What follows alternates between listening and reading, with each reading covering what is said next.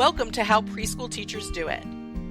This is Alison Kentos. I am an early childhood educator. And this is Cindy Tarabush. I am an early childhood consultant. This podcast is for parents and early childhood professionals. Let our experience and research-based knowledge become your guide. Hi, preschool peeps. Hi, peeps. We're excited because we're doing this episode with infants and toddlers in mind, though I think what we're going to say is true for all ages. Yes. We are purposely planning some of our episodes for people who work with and are raising infants and toddlers as we go forward. We realized that not only didn't we have a lot of them focused on infants and toddlers, but when we do that, when something has like infant toddler in the title, a lot of people listen. Yeah. So there must be a need out there. Yes. And we want to help fulfill that need. So here we are. And we are going to be talking about reading with infants and toddlers in a minute. But first, Alison needs to acknowledge people from different areas of the world who are in our statistics. Hello, everyone from India and from Eastham, Massachusetts. Oh, Yeah. I wonder, listen, if you're from Eastham, Massachusetts, let us know where you are. Yeah. I love going to Massachusetts, and I've been to several areas of it. I So have been to Massachusetts. yeah, Yeah. I love it. I've never been to Eastham. I'm interested to know where that is. Me too. Yeah. Enjoy Boston. Love Cape Cod. I love Cape Cod. Yeah. The Berkshires, The Berkshires are beautiful. are amazing. Yeah. So where are you? Yeah. And we're Yeah. glad you're And we're- listening. Yeah. So glad you're here. We are Yeah. super glad you're listening. And we hope that today's topic having to do with reading with infants and toddlers is helpful to you. A love of literacy and a love of reading begins in infancy, if not before. There are Before. people who purposely read certain children's literature while the baby is still in utero. Yep. And that reading should continue. It's really, really important to read with young children. Not only does it build early literacy skills, but it also helps to create a secure attachment with infants and toddlers, which is something that they need for their development. And actually that attachment, when you think about it, that attachment leads to their ability to feel secure enough to be a little independent, leads to their ability to interact with peers and other adults because they feel secure enough. So we need infants and toddlers to get that bonding time that reading with them provides. And ideally, we're reading with infants and toddlers one-to-one or in very, very small groups. Yeah. Small Right. groups. So that they feel that close interaction. There are so many really great books for infants and toddlers. They even have now those Indestructibles. Yeah. those indestructible books. I don't remember if we've mentioned these in the past. If you've never heard of Indestructibles, look them up. They're amazing. Yeah. They can't rip, they can't tear. I think even if they get wet, so like if they put them in their mouths, it doesn't. You can clean it Yeah, easily. it's easily cleaned. It's like Aren't they like dishwashable or something? you can put them in the dishwasher. Yeah. Yeah. So like you could fully sanitize them, which is amazing because you would think the heat would tear the. I don't know what it's made out of. It must not be paper. No, it's not paper. Because you can't put that in that, but it's amazing. So like, I think that's perfect for infant toddlers. If you're a parent, if you're a child care provider, like brilliant idea. I learned about the Indestructibles when I was conducting a professional development session, and we were talking about the importance of reading with young children. And someone just sort of put it in the Zoom chat, like, we use Indestructibles. And I said, what's that? Yeah. And she's like, oh, my program invested in these books that can even be put in the dishwasher. And it's truly amazing. Yeah. Amazing. There are, of course, the standard sorts of cloth books, board books. Yeah. One of the things that I find interesting about those books is that they're very often picture books. Yes. So, and that's fine, so that we're pointing to things and teaching the infants and toddlers the names of things, the colors of things, the shapes of things. I think that does have value. Yeah. But I think it's also valuable to ensure that when you're reading with infants and toddlers, that you are also finding books that have brief stories. Yes. Yes. It can be very, very short stories. A story for an infant or a toddler can be like several pages that have 4 or 5 sentences total, Total. not even on Yeah. the whole, right? Yeah. So one page is one sentence and you turn the page and it's another sentence, you turn the page and it's another Yes. sentence. Yes. But to me, like a story that kind of flows, not like, because I think there's some that have like one sentence on one page and then it's like disconnected and there's like something totally different. Like it's describing what's on that page rather Right. than a story that flows. And I do think there is value to the story that flows, even though they're infants. Yes, I think You we know? do from the time they're infants. We do want children to hear stories that have some sort of beginning, middle, and Yeah. end, Yeah. right? Beginning, middle, end. Right. And it teaches them when they learn to talk, to tell a story with a beginning, a middle, and an Yes. end. Yeah. They learn to write that way because it's been Yes. modeled for them. Yes. And we do want them to understand that books are not just pointing and naming things. Right. Books can have intriguing stories. Books can be fun and funny. Funny. Books can be informational. Yep. Right. So you've got your picture book. That's informational, basically. Yeah. And then you read them short, very short because of their attention span, very short stories. And they hear the intonation of your voice. They begin to learn a little bit about storytelling and about character and plot just from you doing that. Yeah. We've done an episode about nursery rhymes, right? You can Great go episode. back and look for Yeah, that yeah, episode. yeah. But I know some of the books for infants and toddlers are the nursery rhymes, right? That's true. But also find stories Yeah. about a character Right. and what that character does. I know that many of the children now are experiencing those stories on technology. That's true. Yeah. Okay. So we're going to just put that out there and own it.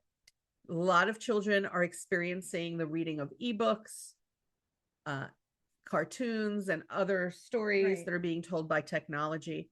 Folks, there is no replacing sitting with an infant and toddler as a human being and Yes. reading with them because of those secure attachments that they learn, because they get a chance to see your formation of words, the way your mouth moves, Yes. because they get to see how you maybe act out those characters. Yeah. There's just no replacing human interaction. Right. I know the children will be on technology sometimes. I'm not unrealistic. Yeah. When, there is information out in the world that says children should not be using those ebooks and those apps under the age of 2. Yeah. They really shouldn't under the age of 2. It's not good for them. It's not good for their brain development. It really is. That said, I know that there are children who do. Right. It's not up to me or Allison to tell people how to parent. Correct. If you are going to use technology to tell stories to children in any format, and that includes some of the TV shows, right? Yes. Please sort of counter that with you sitting with them, because no iPad or television or other tablet or phone can replace what happens with a child's psyche when we interact with them. Correct. When you're looking for books, I also encourage you to look for a variety of types: fiction, nonfiction, Yeah. right? Different kinds of stories. The stories, some of them, I know for the very young children, the main characters are animals. Yes. Please also try to find stories where the main characters are people. Mm-hmm. Yeah. And that's hard to find sometimes. It is. It really is. I mean, the animal characters are cute and I see where they have a place, but it's hard to find ones that have people, especially at that young age. And there's like a lot of they really should be seeing people in books. Yes. And they should be seeing diversity. Yes. From the time they're really, really young. Young. Yeah. So really take a look, and you want to make sure that the books that you have, like those older beloved books, are not actually supporting bias and prejudice, because some of them did. Some of them are. Yeah. Sorry, some of them did. Yeah. So you want to make sure of that. And I also want to encourage people working with infants and toddlers to remember that just because they're young doesn't mean that we shouldn't do things that are part of a good read aloud with young children, which includes introducing the book to them and asking and answering questions. And when they're infants and young toddlers, you're going to have to ask and answer, or you're going to make statements, and that's fine. But they should know that when we read, we sort of analyze and think about what we're reading. Yeah. With an infant, you can pick up a book. I'm trying to think of a real book, but I can't think of one now. Okay. But let's say you have a book that tells a story of a rainy day, a child outside on a rainy day. Yeah.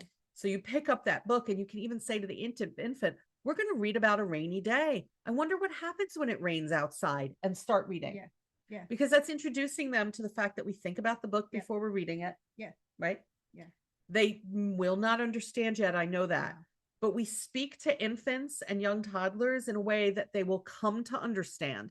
You can't suddenly go to a child once they're 3 years old and start having this kind of conversation. They have to, in order for them to function in that sort of conversation, they have to have witnessed it.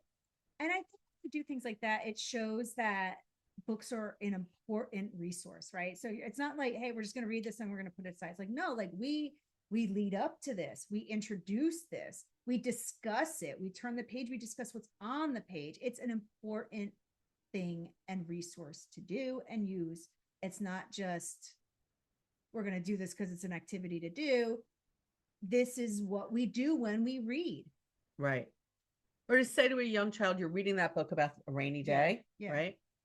And to say to a young child, when you are reading, read the story and say something to the young child like, look, the character, the little girl is wearing boots. Yeah. She wears boots because there are puddles. Yeah. And then keep And reading keep the going. story, Yeah. right? Yeah. So that the children learn, oh, we pay attention to Yes. what's happening in the story and in the book. Yeah.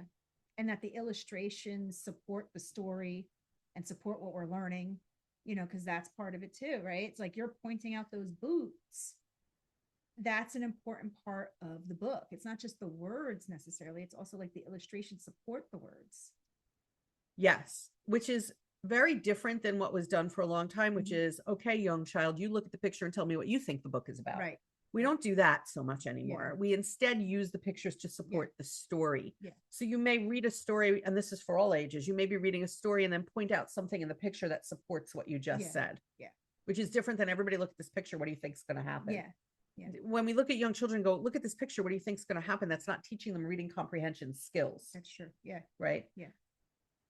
So you're going to go through a book with these very young children who can't really respond yet, but will learn what a good read aloud is like. Right. And you're going to briefly, and I'm talking about briefly, introduce it. We're going to read about a rainy day. I wonder what happens when it rains. Yeah. Go into the book. Yep. Right. Like one sentence, go into the book, or two sentences. I always try to pose a question with my introduction. So then we go in, we read, we're making comments, we're pointing out things in the picture. We finish it. We say to the children, that was a great book about a rainy day. Yeah. Sum it up again. That was a great book about a rainy day. We'll have to remember that book next time it rains. Yeah. Children, when they develop a love of literature from the time they're very young, are more apt to appreciate either the written word or the spoken word, or both. That's true. Yes. Right? Yes. Or both. There are some cultures that have a very strong tradition of oral storytelling. Yeah. And actually reading books helps to even support that. They'll become effective storytellers when they see the beginning, middle, end, characters, plot, right? They do become effective storytellers. I know that there are some cultures that are more auditory based than others, and that's great and fine. But it also, if you're going to tell a story, I think with young children, you do the same thing. You say, I have the funniest story about what happened to me today at work. Come over and listen and find out. Right? Introduce the story. Tell them whatever you want to tell them. Ask them questions about it. It can be done all the same way if you're more of an oral storyteller. Right? And here's the honest part of this. When we talk about adults being more oral storytellers, there are adults who have reading challenges just like children do, right? Yeah. So if you're feeling like, I'm not so secure in my reading with the child, but I will tell the child stories. We want young children to enjoy both literacy and storytelling. So your telling stories out loud is just as important and effective. If you tend to be somebody who loves to read books with young children, add some of your own storytelling to Yeah. that. There needs to be Yeah. like a balance. A balance of it. Yeah. We hear stories from human beings in books that are in books Mhm. that are outside of books too. Yeah. And it creates all that lovely bonding It does. with the So infants and important. toddlers. It's really great, especially with those infants and those young toddlers who will sit with you on your lap, right? Yeah. To be sitting with them, looking at them, making Yeah. sure that you are not only looking at the book, but also looking at each them. other. Yeah. Yeah. Yeah. Such great time. You know, Yeah. that time when they're that young, it goes so quickly. It does. Take Yeah. advantage of it, I Yeah. think. Yeah. Yeah. And look for quality books. Look for really good books. Check out those Indestructibles if you have never heard of them. Yeah. And you can find them. All you have to do is like Google them. right? Yeah. I think I saw them on Amazon even. I wish they had those when my kids were little, I'll tell you that. No. And know this too, if you have a book that does get a little bit destroyed, children rip, they don't realize what they're doing. They're not trying to harm your book. You know, I think I've told the story before of the teacher who created a book hospital in her classroom. I love this idea so much. I might use it next year in my classroom. You can do it at home too, Yeah. where if the book accidentally gets ripped or stained or something, you put it in the book hospital and then you all Yeah. fix it at another time. Yeah. I like that idea because it shows like we don't just toss things out when they're broken, like things can be fixed. Yeah. And we can do things to help that. Right. Yeah. And we're not going to give up on it. It's like, that's a good social emotional lesson too. Yeah. Don't give up on me because I'm broken. Yeah. Don't give up on me. Don't give up on me. Unless you have to give up on the book Unless- because yeah. you can't repair it. There's going to be a point where it's beyond repair. Yeah. But yeah. Yeah, for Try sure. At least. Yeah. For sure. Yeah. And they say, and it has been proven, that children need to be read to 30 minutes a day in order to effectively lay the foundation for future literacy. Families can't necessarily do the whole 30 minutes, especially because of young children's attention spans being short. Early childhood providers can't necessarily do the whole 30 minutes, but hopefully all together we can get that 30 minutes in. Yeah. Yeah, we can, hopefully we can do that. I hope that this inspires you to read differently, look for new books, look for things, point out things in pictures that support the story, add the vocabulary that you want to add, and use both picture and storybooks with infants and toddlers. All right, folks, we will catch you next time on the podcast. Bye, peeps. Go read to somebody. Yeah.